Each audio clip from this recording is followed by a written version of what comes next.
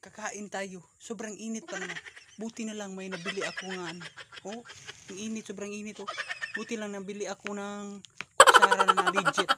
Tingnan mo sa mga mami dyan. Ito yung para sa inyo, yung maliliit na baby. Hindi na kayo mag ano, tayhop pa dyan na sobrang init. Ayan oh, ginamos. Lagyan ko lang ng ano, ginamos. Sarap to. Lagay mo dito sa ano, init. Mahirap lang naman tayo. Kaya ginamos. Buti na lang hindi ka na gumaganon-ganon. Kasi sobrang init. Huwag ka nang tatayho pa. Ito na, gawin mo na to. Ayan o, legit. May electric pa na siya. Ayan o. Try natin. Hindi ka na mapapagod sa mga mami dyan. May baby kayo. Ayan o. Naku.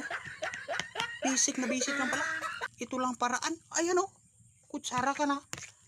Oh. Gago! Nawawala talaga ang init. Ang sarap. Hindi na mahahasol ang bibig mo kahuyop-huyop. Kasi may electric pa na siya, libre nga kutsara. Comment lang sa comment section.